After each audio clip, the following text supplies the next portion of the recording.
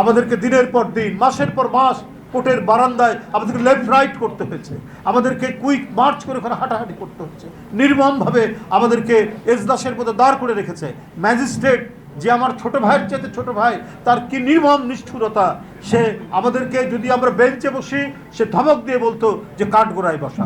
আমরা কেউ মার্ডার করে, আমরা কেউ কোনো ধরনের সামাজিক অপরাধ করে আদালতের কাঠগোড়ায় দাঁড়ায়নি। ব্রিটিশ আমলেও দেখেছি রাজনীতিবিদদেরকে একটা সম্মান দেখাতে, সেই সম্মানটুকু শেখ হাসিনার আদালতের বিচারকরা সেটা করেনি।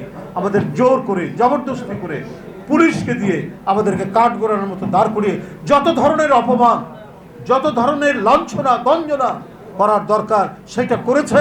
শুধুমাত্র তার লুটপাট, তার অনৈতিকতা এবং দেশের গণতন্ত্রকে গ্রাস করে নিয়ে আজীবন মহারানী হয়ে থাকার তার যে আকাঙ্ক্ষা, সে আকাঙ্ক্ষা বাস্তবায়ন করার জন্য এই আদালতকে দিয়ে কাজ করেছে শেখ হাসিনা। তাহলে আজ 8 মাস হলো নেই, এই মামলাগুলো কেন প্রত্যাহার হয়? অনেকেই বলতে পারেন প্রধান উপদেষ্টা, আমরা শুনেছি তার মামলা সব প্রত্যাহার হয়ে গেছে। উনিও শেখ হাসিনার ঈর্ষা, বিদ্বেষ এবং আক্রোশের শিকার। আমরা নিজেরা যেমন আন্দোলন সংগ্রামে থেকেছি, আমরা কথা বলেছি, আমরা নিপীড়ন নির্যাতন সহ্য করেছি। আজকের যিনি প্রধান উপদেষ্টা, তার উপরে হয়েছে, 2-1 উপদেষ্টার উপরেও নিপীড়ন নির্যাতন হয়েছে। কিন্তু কথা হলো যে তাদের যদি প্রত্যাহার হয়ে যায়, তাহলে এই লক্ষ লক্ষ মানুষ, এটা বিরল।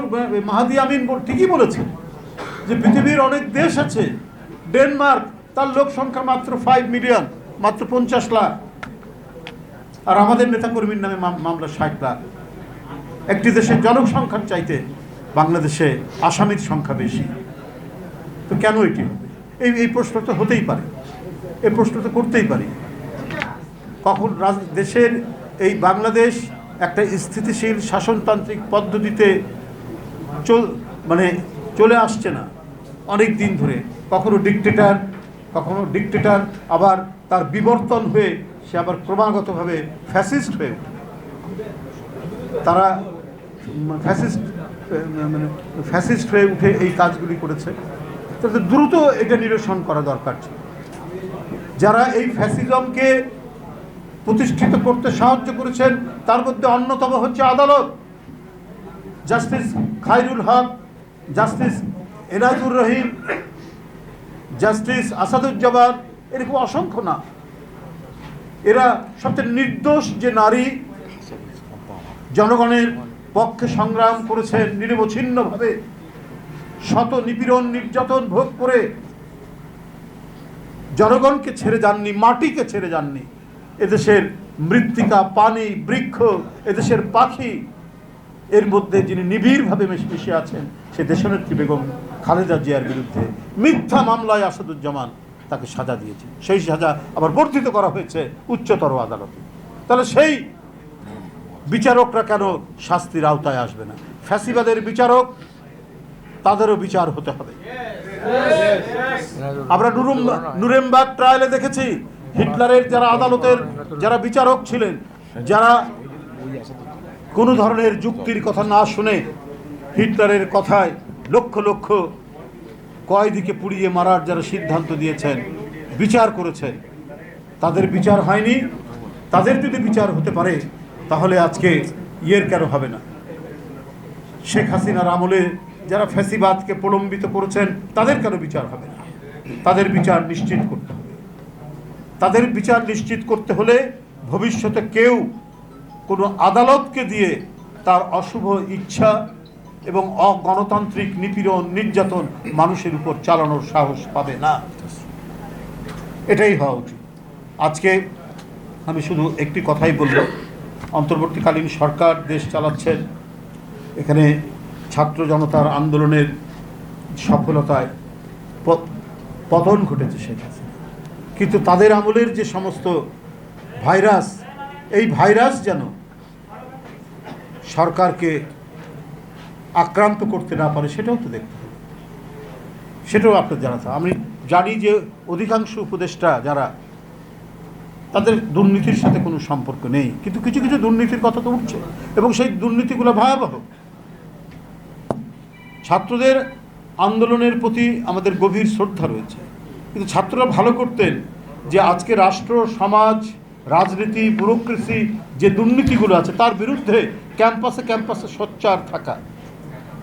কারণ অনেক অনাচার ঘটে গেছে এই রাষ্ট্রের মধ্যে, সেটাকে ঠিক করার জন্য তাদের কণ্ঠের শক্তিটাকে আরও তীব্র করা দরকার ছিল।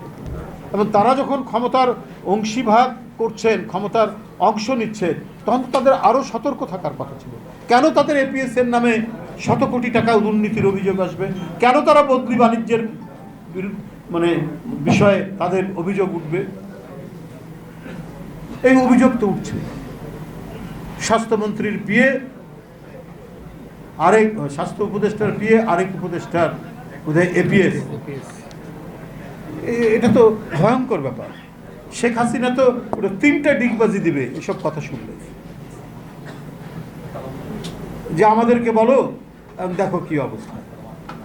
কেন ছাত্র নেতারা বিভিন্ন মিনিস্ট্রিতে গিয়ে তারা মনে হচ্ছে যে মিনিস্ট্রির যেমন পার্লামেন্টারি কমিটি থাকে তেমনি ছাত্রদের একটা কমিটি থাকছে। এটা তো ছাত্রদের ভাবমূর্তি নষ্ট হচ্ছে।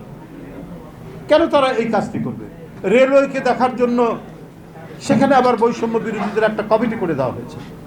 রেলের একজন সাবেক ডিজি বলেছে যে সেখানে এই যে রোজার মাসে টিকিট কালোবাজারির সাথে এই সমস্ত বৈষম্য বিরোধী ছাত্র নেতারা জড়িত। শত শত কোটি টাকার আপনার টিকিট কালোবাজারে টিকিট বিক্রি করা হয়েছে, তারা বাণিজ্যের সাথে যুক্ত। তো সেটা অন্তর্বর্তীকালীন সরকার দৃঢ় হাতে সেটা তো দমন করা দরকার ছিল।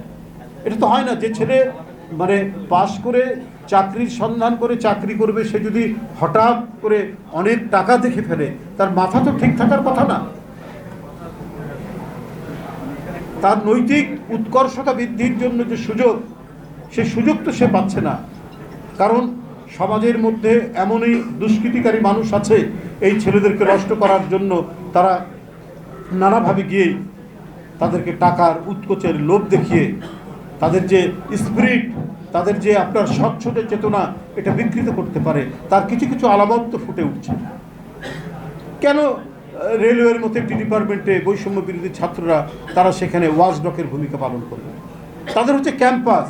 তারা যখন মোটা দাগে কোথাও একটা বড় দুর্নীতির কথা শুনে, সেটা আমলাতন্ত্রে, রাজনীতিতে, যেখানেই হোক, সেখান থেকে তারা সোচ্চার হবে। তখন সরকার সতর্ক হবে, ব্যুরোক্রেসি সতর্ক হবে, সবাই সতর্ক হবে। কিন্তু তাদেরকে যদি মন্ত্রণালয়ে বসিয়ে দেন, তাহলে তো ফাংশনাল একটা গভর্নমেন্ট হবে না। সুতরাং বিষয়গুলো অত্যন্ত জরুরি বিষয়। আর আমার বক্তব্য হচ্ছে যে 60 লক্ষ নেতাকর্মীর যে মামলা, সেই মামলা 8 মাস চলে যাওয়ার পর এটা আদালতের সেলফে থাকার কথা ছিল না। অতি দ্রুত এই মামলাগুলোর নিষ্পত্তি করে 15-16 বছর ধরে যারা বাড়িতে যেতে পারেনি, এলাকায় যেতে পারেনি, নিজের মা বাপের সাথে ঈদ করতে পারেনি, স্ত্রীর সাথে, সন্তানের সাথে যে দেখা করতে পারেনি, এরকম পরিস্থিতি গেছে, তাদের এখন হয়তো পরিস্থিতির উন্নতি এখন যেতে পারে, কিন্তু মানসিক স্বস্তিতে পাচ্ছে না।